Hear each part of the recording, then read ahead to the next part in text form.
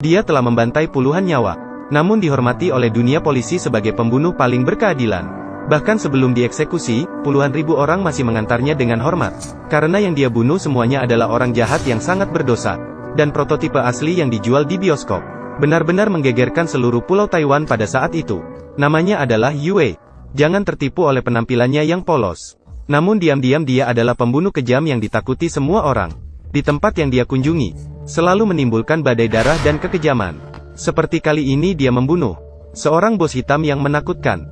Bos tersebut baru saja muncul. Dia segera mengeluarkan pistol di tengah kerumunan. Hati-hati bicara tentang film.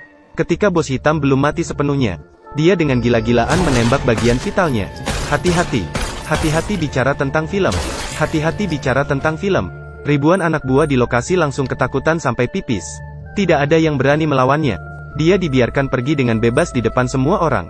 Yang lebih mencolok adalah, saat hendak melarikan diri, dia bahkan tidak lupa tersenyum sinis pada polisi. Bahkan menusuk mata seorang polisi di tengah jalan. Akhirnya menghilang tanpa jejak. Sejak hari itu, dia tidak pernah muncul lagi. Karena setelah itu dia didiagnosis menderita kanker paru-paru stadium akhir. Dokter mengatakan dia hanya bisa hidup maksimal setengah tahun. Setiap hari dia menderita sakit yang tak tertahankan. Harus minum obat dalam jumlah besar. Bahkan saat keluar, harus menyelipkan telur di pintu untuk menghindari musuh. Menghindari musuh yang ingin membunuhnya. Meskipun hidupnya sulit dan penuh bahaya, namun nurani dalam dirinya mulai terbangun. Lebih baik menyerahkan diri dengan martabat, daripada hidup seperti tikus. Tuan, saya mencicipinya. Oh, Merchant. Jika ingin menyerahkan diri, kami sudah menyiapkan kartu identitas. Pergi ke sana dan antri. Namun setelah dia pergi ke kantor polisi, baru sadar bahwa dia bahkan tidak memenuhi syarat untuk menyerahkan diri. Dia masih dianggap oleh polisi sebagai warga yang sukarela menyerahkan harta benda. Namun pada saat itu, di sebuah surat perintah penangkapan, 3 penjahat besar menarik perhatiannya. Yang pertama adalah Banteng yang berada di peringkat pertama. Yang kedua adalah si anak Hong Kong. Sementara dirinya hanya setengah wajah. Namun sudah lama dilupakan orang. Dia tidak takut mati. Hanya takut tidak ada yang mengingatnya setelah mati. Oleh karena itu, sebelum membunuh seseorang, dia selalu meninggalkan namanya kepada orang di sekitarnya. Namaku Chen Guilin. Saya punya nama dan nama keluarga. Jangan panggil saya Guilin lagi. Dan sekarang hanya dengan menghabisi 2 orang di depan, maka dia bisa meningkatkan nilai dirinya. Untuk menghilangkan si anak Hong Kong yang berada di peringkat kedua, Chen Guilin menemukan seorang dokter yang berjalan di jalur hitam putih. Benar saja, dia mendapat informasi tentang si anak Hong Kong dari dokter. Pria ini tidak hanya pemarah nol, tetapi juga seorang pelacur tua, yang mencari uang dengan menjual tepung secara curang. Tidak diketahui berapa banyak keluarga yang hancur karena dia. Bahkan wanita di sekitarnya pun dikendalikan olehnya. Di mata Chen Guilin, orang sampah seperti itu tidak akan cukup mati 1000 kali pun. Hari itu dia memanfaatkan Hong Kong Zai untuk mengikuti pacarnya yang sedang mengambil obat. Akhirnya memastikan tempat di mana dia sering beraktivitas. Namun karena banyak anak buahnya, untuk memastikan semuanya berjalan lancar, dia memilih menyamar sebagai pelanggan untuk mengintai. Meminta pacarnya Xiao Mei untuk merapikan janggutnya. Tapi siapa sangka baru setengah jalan, Hong Kong Zai di sampingnya merasa ada yang salah. Tuan mengerti bahasa Kanton? Sedikit. Zan, aku akan membantumu merapikan janggutmu. Baiklah. Jangan lihat orang ini santai sehari-hari. Sebenarnya dia hidup lebih hati-hati dari siapapun. Setiap hari dia waspada terhadap polisi dan musuh. Sudah lama dia menyusupkan mata-mata di sekitar. Bahkan Chen Guilin semalam diam-diam memantau dari seberang. Dia juga menyelidiki dengan sangat jelas. Maka dia mengambil pisau cukur dan ingin membungkam. Sementara itu, Chen Guilin juga mengeluarkan pistol. Saat situasi tegang, akibatnya, 2 polisi lalu lintas tiba-tiba datang. Mobil di luar itu milik siapa? Tolong pindahkan mobil. Tidak ada pilihan. Keduanya harus berhenti sejenak. Namun selama bertahun-tahun ini pertama kalinya seseorang membuat Chen Guilin begitu malu. Yang lebih buruk lagi, ketika dia kembali ke penginapannya, ternyata mereka menemukan tempat itu sudah berantakan. Bahkan baju perangnya yang paling berharga juga dihancurkan oleh Hong Kong Zai. Kejadian ini seakan menyentuh urat nadi kehidupannya. Maka dia langsung memutuskan untuk pergi malam ini dan menantang Hong Kong Zai. Memanfaatkan malam yang semakin larut, dia melemparkan koin pembunuh tak terlihat untuk menarik perhatian anak buahnya. Benar saja, saat anak buahnya menunduk, Chen Guilin langsung memanfaatkan kesempatan. Sementara Hong Kong Boy yang sedang berbuat jahat di lantai atas, sepertinya dia juga mencium bahaya. Akhirnya, dia menyelamatkan semua adiknya. Hati-hati bicara tentang film ini. Detail pertarungan disarankan untuk dinikmati dalam film aslinya. Setelah berhasil mengalahkan Hong Kong Boy, tidak lama kemudian, Chen Guilin datang. Mungkin nurani dalam dirinya terbangun. Dia kembali ke sana lagi. Dia menyelamatkan Little Mei yang sebelumnya mencukur rambutnya. Akhirnya dia mengkhianati semua adiknya. Berhati-hatilah saat berbicara tentang film. Little Mei melihat dia berdiri untuknya. Tidak bisa menghindari perasaan yang timbul di hatinya. Ibunya dipenjara karena Hong Kong Boy. Karena ingin melindungi ibunya yang dipenjara. Jangan diperlakukan dengan kasar oleh orang lain. Dia hanya bisa tunduk pada pria. Ketika Little Mei ingin berkelana bersama Chen Guilin. Namun dia menolak. Karena dia tahu ajalnya sudah dekat. Untuk membuat namanya abadi dalam sejarah. Chen Guilin masih sama seperti biasanya. Meminta Xiao Mei memberitahu polisi bahwa Hong Kong Zai dibunuh olehnya. Ketika melihat peringkatnya naik, kegembiraannya seketika mengubur. Rasa sakit yang disebabkan oleh luka. Namun itu masih belum cukup. Dia mulai mengejar penjahat besar yang berada di peringkat pertama lagi. Itu adalah kepala sapi yang disembunyikan di dalam panti jiwa baru. Tanpa disadari, sejak dia melangkah ke dalam panti jiwa, Chen Guilin sudah terjebak. Tidak disangka di sini tidak melihat kepala sapi sendiri, yang digantikan oleh sebuah pemandangan yang tenang, damai, dan penuh penyembuhan. Di sini tidak hanya menyediakan sarapan gratis untuk orang asing, tetapi juga memberikan tempat tinggal bagi orang yang tak punya rumah. Tidak sama sekali seperti tempat di mana penjahat berkeliaran. Ketika mendengar musik yang membersihkan jiwa, Chen Guilin tiba-tiba muntah darah hitam. Kemudian dia kehilangan kesadaran. Setelah bangun, dia baru tahu, jika bukan karena bantuan sang tertinggi, nyawanya sudah melayang. Dan alasan dia muntah darah hitam, Chen Guilin langsung terpikir untuk mencari Niu Tu. Hasilnya, dia diberitahu oleh sang tertinggi, bahwa orang yang ingin dia temui, sebenarnya sudah meninggal 3 tahun yang lalu. Awalnya dia tidak percaya, namun setelah melihat nisan Niu Tu, Chen Guilin merasa putus asa. Kemudian mendengar bahwa ada yang sembuh dari kanker di sini. Dia memeluk harapan akan kehidupan. Dengan ragu, dia menjadi salah satu dari mereka. Aku adalah seorang berdosa. Aku adalah seorang berdosa. Aku merugikan umat manusia. Aku merugikan umat manusia. Aku mengecewakan masyarakat. Aku mengecewakan masyarakat. Saya bersedia meninggalkan segalanya. Saya bersedia meninggalkan segalanya. Menghilangkan nama, kekayaan, dan kekuasaan. Menyerahkan uang dan hal-hal materi. Tangan. Benar saja, setelah beberapa waktu, keadaan penyakitnya tiba-tiba membaik. Karena ditemukan dari hasil serai terbaru. Sel-sel kanker di paru-parunya mulai menghilang perlahan. Sekarang ada bukti dari serai. Ada lagi kata-kata emas dari dokter.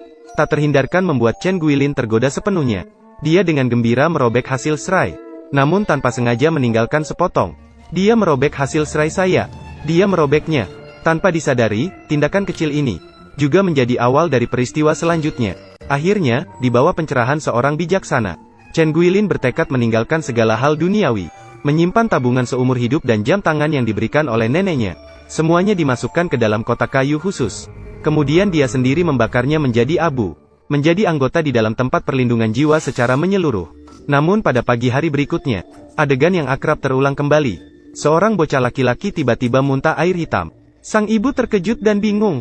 Chen Guilin tidak ragu. Dalam sekejap membawa bocah itu untuk pengobatan. Namun kebaikannya malah dianggap sia-sia. Bocah itu baru saja dibawa ke rumah sakit. Dia langsung mendapat pukulan dari teman-temannya. Apa yang sedang kau lakukan saat sang bijaksana sedang menyembuhkan? Kamu bertanggung jawab penuh atas kejadian bocah ini. Jika tamparan ini terjadi beberapa bulan yang lalu, mereka pasti sudah mati ribuan kali. Namun Chen Guilin kini telah menyingkirkan keraguan. Menjadi seperti mayat hidup. Mendengarkan kata-kata mereka dengan patuh. Namun, ketika dia melangkah keluar dari pintu, namun foto ronsen yang akrab itu kembali muncul. Maka dia diam-diam mengikutinya. Tidak disangka melihat adegan yang mengejutkan. Film yang familiar ini. Meskipun anak perempuan itu hanya memiliki separuh nyawa, para anak muda ini masih berusaha menyiksa ibu ini sampai habis. Ternyata, setiap orang baru yang masuk ke sini mulai dari saat itu, mereka menjadi seperti domba yang siap disembelih. Pertama-tama, orang baru akan memakan sarapan beracun. Tidak lama kemudian, efek racun dalam makanan akan mulai bekerja. Pendatang baru akan memuntahkan air hitam dari mulutnya. Pada saat itu, sesepuh akan berkata, pasti ada sesuatu yang kotor di dalam tubuhmu. Jika tinggal di sini untuk membersihkan jiwa dan tubuh, maka akan perlahan-lahan membaik. Orang sakit memang takut. Begitu mendengar dia bilang akan sembuh. Secara alami, mereka merasa iba. Untuk meningkatkan rasa takut, sesepuh sengaja membuatnya melakukan foto ronsen. Awalnya akan menggunakan foto ronsen dan dokter palsu untuk menakut-nakuti dirinya sendiri, membuatnya benar-benar percaya bahwa penyakitnya parah.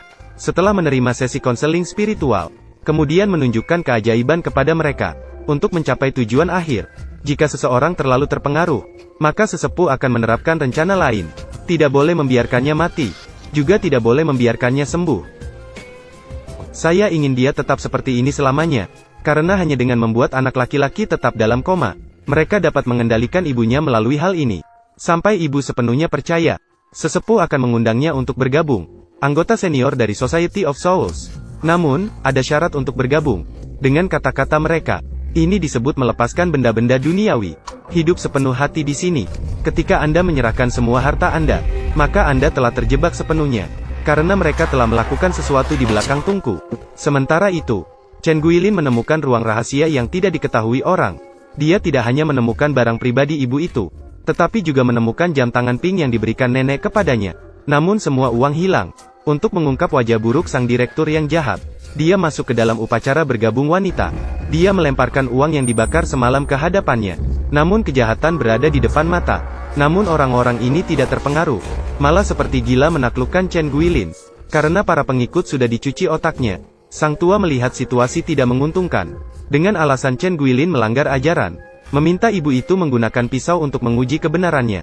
Hasilnya, yang tidak terduga oleh siapapun, wanita itu memilih untuk mengakhiri hidupnya sendiri daripada terlibat dengan orang-orang itu. Memilih untuk mengakhiri hidupnya sendiri. Sebelum dia bisa bereaksi, seorang pria berambut panjang menusuk dadanya dengan pisau. Kemudian semua orang menguburkan mayatnya dan wanita itu dalam peti kayu. Akhirnya dikubur di tanah terpencil. Menyelesaikan masalah, si pengecut ini mulai hidup dengan bebas lagi. Namun sang tua masih mengabaikan satu hal. Sebagai pemeran utama dalam cerita, tentu saja tidak akan mati begitu saja. Chen Guilin dengan keras kepala dan tekad yang kuat, menendang peti mati. Dia tidak pernah merasa begitu lemah. Maka dia berniat membuat orang-orang ini membayar harganya. Hal ini juga membuatnya menyadari, identitas sang tertinggi tidak semudah itu. Untuk menguji dugaannya, dia menggali kuburan kepala sapi. Namun yang ditemukan hanya foto kepala sapi dan ibunya. Tidak heran melihat sang tertinggi begitu akrab. Ternyata buronan ini kehilangan lebih dari 100 kg. Berubah menjadi seorang munafik. Akhirnya dia mengeluarkan pistol yang disembunyikan sebelumnya. Mulai memasuki jalan balas dendam.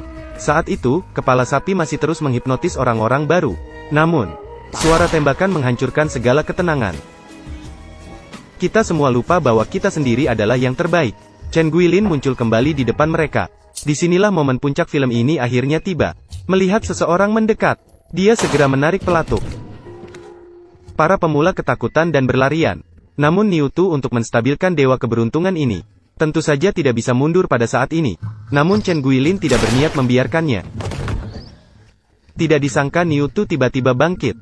Dia dengan identitas seorang pujangga, menunjukkan kekuatan hidup yang besar di depan semua orang. Membuat semua orang percaya bahwa dia abadi. Kemudian mereka melemparkan pandangan tajam ke Chen Guilin. Meskipun dalam putaran pertama sang pujangga hampir menang, namun Chen Guilin tidak membiarkan mereka menyerah begitu saja. Maka dalam putaran kedua dia mengeluarkan kartu asnya, Lin Lu dan salah nomor Niu Tu. Melakukan lebih dari 50 kasus penembakan, membunuh 6 polisi. Kamu, ya, bencana alam, gempa bumi, menyebabkan kematian begitu banyak orang tak berdosa. Kami hanya beberapa orang tambahan. Lalu apa masalahnya? Melihat Niu Tu di ambang kematian masih bersikeras, dia memutuskan untuk membalas dendam dengan cara yang sama. Dia membawa Dewa Langit yang paling berkuasa, Guan Gong, keluar. Saya telah berkonsultasi dengan Kaisar Guan Sheng. Pada hari itu, dia memberi saya 9 cawan suci. Jika saya menembak lagi, ke-9 peluru terjebak.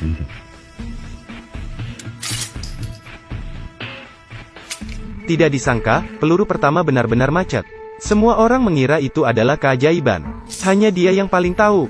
Karena senjata terlalu lama terkubur di tanah, tidak bisa dihindari akan ada beberapa masalah kecil. Pada saat ketiga menarik pelatuk, Raja Iblis besar itu langsung jatuh. Stadion menjadi sunyi seketika. Setelah mengalahkan Raja Iblis besar, dia kemudian memutuskan untuk menyerahkan diri. Namun begitu keluar, hanya beberapa langkah, tidak disangka lagu yang menghipnotis itu kembali terdengar.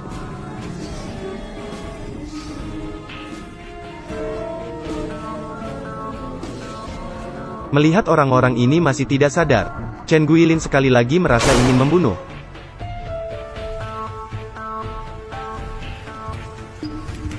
Saya memberikan 1 menit kepada semua orang, untuk memilih siapa yang akan tinggal. Hasilnya sama seperti dia. Waktu hampir habis. 9, 8, 4. Saat hitungan mundur berakhir, sebuah pembantaian gila resmi dimulai. Saya tidak akan banyak bicara tentang prosesnya. Saya khawatir Anda tidak akan bisa menerimanya. Pada akhirnya, tidak ada yang selamat.